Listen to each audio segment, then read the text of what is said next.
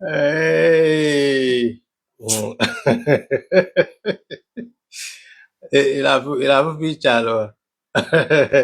Abala be follow the video anyway, sha. Onye gwara m na ndị Igbo anyị na this century.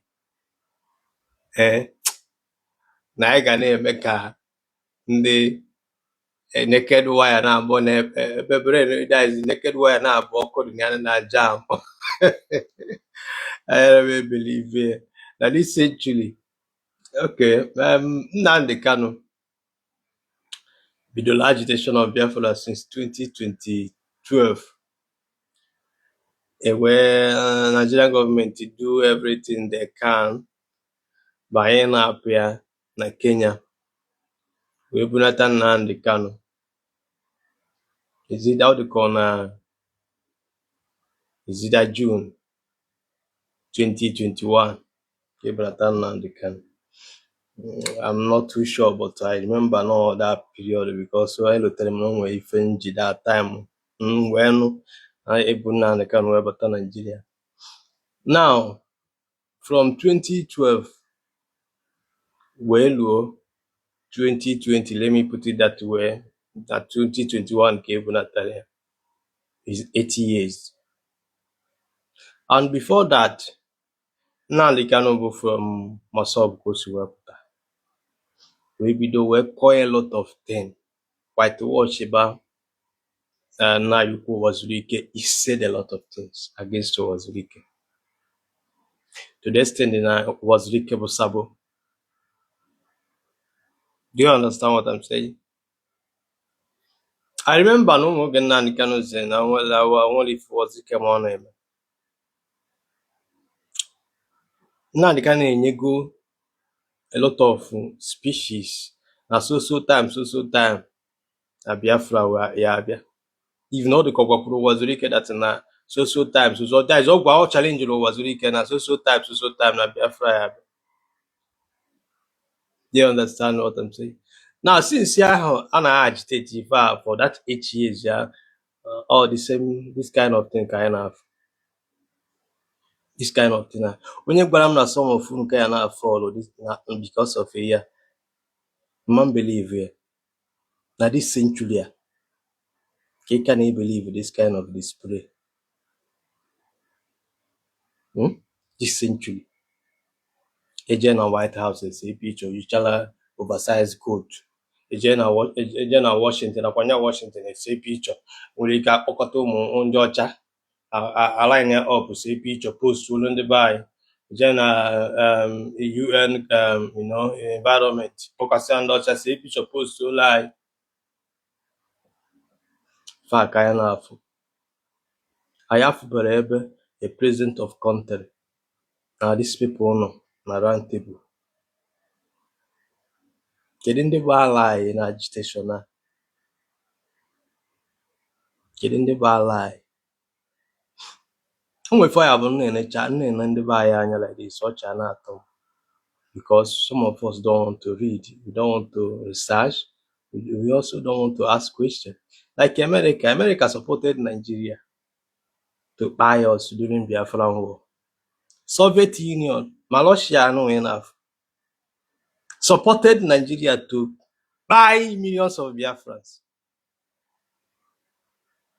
And Britain was if I behave easy. We're caught with everything off and cable and near abata. I have to buy a gotten couldn't wire. Onye nke enyere ego enye ka o jego ngwa ahịa anaghị.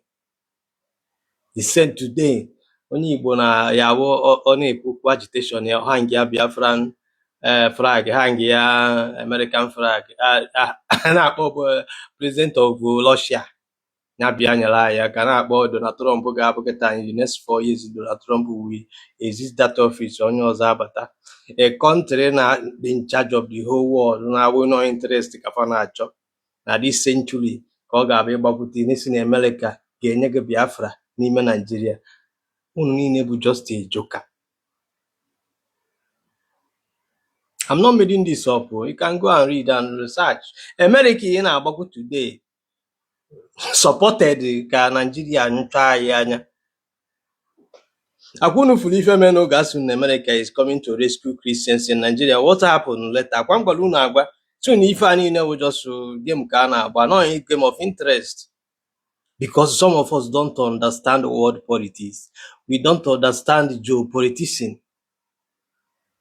And that is why I've been in Nigeria. I ain't a lack. That is when it comes to politics in Nigeria. Then put ebe agwagi nwa bụ onye Igbo ka anyị participate be ka anyị mingle about politics wee ghọta ife a na-ekwu na ọnya nwere ihe ya anapụta anyị.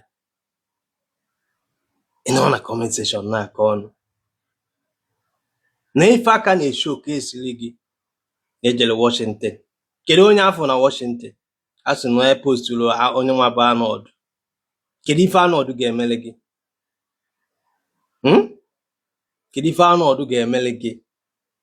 A na-edeceive ghalụ na manipulate unu na-akpagharị were brain gị na-anwụpụ champagne because of na na-akpọrọ gị Biafra afa. Nyawa ka ị ga-ejizi wee lose control that you don't ask question, you don't read, you don't research. Etu a nnọkịta anọ nwere ife ịkọgide ka m believe na Nnamdi Kanu nọ na Sokoto prison wee sack ya DOS. I will never believe such a thing. Believe onye mana onwere ife dị iche mụ na nwa atụrụ Jizọs. Ime na m na-echigakwa gị azụ to onye operate na belief system. Ihe m believe na ya bụ reality evidence ife ọ ya aba a na-ekwu present elighe na-etu a ka ọ dị. The same group of people cover na ebu Nnamdi Kanu na-ejidere na Kenya bụ that na ọ bụ na ha raised awareness o nwere ike Nnamdi Kanu ama mbata Nigeria, they cover it up. Today fa bụ ihe na-apọbrish dị gị na Nnamdi Kanu sack DOS and ikwere ekwe. The same DOS Nnamdi Kanu gwara whatever they said goes. Na achọgodi ya afọ ya na DOS. Today aka na-present gị such this thing. Na achọ m ịjụ gị azụ onye believe na Biafra agitation. Kedu ebe ị ma nọ na? Kedu ndị bụ ala anyị this Biafra agitation? Kedu ndị na-asọpọtụ anyị? Kedu ndị na-elesi anyị ngwa ọgụ ma dị boduri na-ekwu na anyị na-afa na-alụ? Kedu ndị dị ya? You don't know. I will keep on saying the truth here. Na-agwakwa gị nwa bụ onye Igbo na-ebugharị egbe n'ime ọfịa, you go die very soon. Ị ga-asịkwa na m gwara gị agwa. Ị ma many men that go na this journey?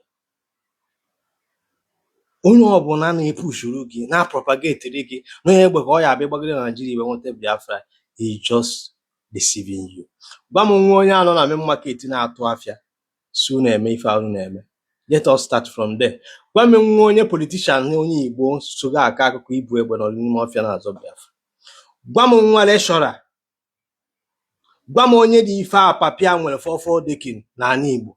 Gwa m ewe dị man Igbo land nwa ya sogo nọrọ n'ime ọfịa ebugharị egbe na-azọ Biafra. Ka Biafra ọ bụ ọfọ Biafra anyị ncha niile.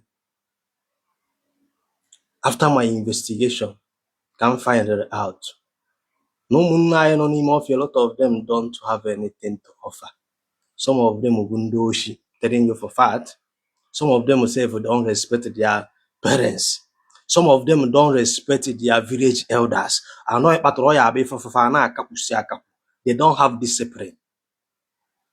Or I put on social media, I'm going to argue on a village like only the gentle. Do you understand what I'm saying? A grandma that no that na nwere ndị shikpakọrọ ọnụ nwere ndị Igbo at heart or ya nwa pụta na social media agwaghị that na onye ọbụla jikwe peace wee bịakwute ya again na oge egbu onye ọbụla. Some of them nature na ika nọ na 15th century. Some of them nature na ika nọ na 16th century or even 18th century. Freedom ọbụla mụ na gị na-abụ ga-enweta na Nigeria ga-abụkwa n'ime Nigeria ka ọ ga-esi wepụta until you understand na mụ na gị na-abụ need work with every politician ọbụla bụ ndị Igbo. Bido participate ibe na politics Nigeria. Bido maybe participate ibe na anything ọbụla Nigeria na-eme, baba police, baba army, baba navy, baba air force. Ebe a niile ka power si were apụta. Ibulu egbe nọrọ na n'ala Igbo nwanne. village ọbụla ị nọ na ya na ga-ebido witness ife a na-akpọ insecurity, because Nigerian forces will come for you and he knows how they operate. If I be even major well like these guys, because they will come out and wage war with ndị army, gbagbuo ofu onye ama mmadụ na-abụ nalie lapụzi ndị villages fa niile face where the consequences if your family apụta na village ndị army bido born bụ ụlọ gbagbusibe ụmụazị gbagbusibe nne gbagbusibe nna ọsọ ata n'obodo. Then ndị committee that crime are supposedly zuru ikwechilini wee jikere nya bi war with Nigerian army onye ọbụla anaghị. That is why I don't like them. That is why I don't want to associate with them, because they don't value even give one. If I create more gonna find a protect. Because some you value ndị Igbo ahịa unu na-ekwu okwu before you na act anything you get nyebe godu fa n'ilu. Kedu ife ga-abụ the outcome of this our people ma ọ bụ na ime ife dị etu a. But you people don't reason that way. Do you understand? I will keep on telling you guys the truth. We kocha ihe na akokocha enyo truth a ya kwụ na-eche gị. Ifuru gị nwa bụ egbe nọlụ n'ime ọfịa n'Igbo, you go buy very soon. I'm telling you. Even na-agba gị bụ you go buy. Iche na all this drum Peter Mba na camera a na-amount. Iche na ọmụ ka a na-amount ya. Okay, ị na-eche na ọmụ ka a na-amount the cameras. Drone niile a na-adọbasị wee ka e wee na-monitor the whole forest. Okay, ije na ọmụ ka a na-adọbali ya. Nke a Gọvanọ Soludo na-achụ unu bomba to bomba. Na-achọ every intel, every location ọ bụla unu nọ na Anambra State. Oke iche na ọmụnwa ka a na-eji maka ya akwụ ndị spies ụgwọ ka e wee na-enyopụsị kampụ unu. Oke iche na ọmụnwa ka eji maka ya eme na-ezuzugharị but you go buy. Imagine na ị na-akọ akọ Biafra anwụọ anọkọta asị that na regional police akịta na implement ya. Kedu ọzọ freedom ọzọ ị na-achọ anọkọtazi ihe asị na Gaddafi kede na regional government enwe isi na Nigeria. Kedu Biafra ọzọ ị na-azụ?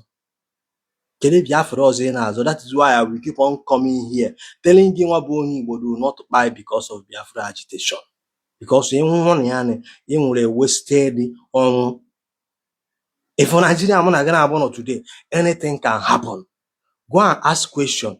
Ka agwa gị ife on ground. If na Nigeria anyị nọ, anything can happen at any time. Obodo iforo ị na-anụ ị nọ na ya today bụ Nigeria can nọkọta like this separate here peacefully. And on a government house go esi wepụta. I'm telling you, kelapa ịkpa ya onwe gị because of Biafra agitation. Ndị Igbo so na ya agba mbọ otu n'ogwe, agba abụọ otu n'ogwe. Ọ bụ ogwe ka apịala akị. Anya na ọnụọgụ Biafra ndị Igbo nwụọ anwụ. Ụwa zuru ike ebido. Amagodu m oge afọ ma nwaanyị dị ime oge a na relief market na a na-agba ọsọ ma sọbụ na ndị polisi. A na-agbagbusi ndị mmadụ. Jide ndị Igbo anyị na-asụ akwụ. Look at it today na nke Nnamdi Kanu. The other day unu furu that na follow gasị a lot of our boys. Ụmụ ikorobịa Igbo supposedly iche obodo fa another steady. Mpụta ebe a na-agwa gị eziokwu ga-abalị mụ na gị na-abụ olu ị na-akọghịrị. Mba, akwa ha ngere ndụ n'anyanwụ. Don't worry yourself. Showcase gara ebe a na-expose gị n'onwe na social media. Sọsọ gị bụ onye nọ na Nigeria bụ egbe. Ị nọ in solidarity with Nnamdi Kanu. Ị na-support onye nwanne. Ịbụ ESN, ịbụ Biafran Liberation Army. Na a country all over the world can recognize it. A country bụ Nigeria na America ya na America ka nwee business. Ha na ndị beriza ka nwee business. Ha na a lot of country ma Asian country ka nwechara contract.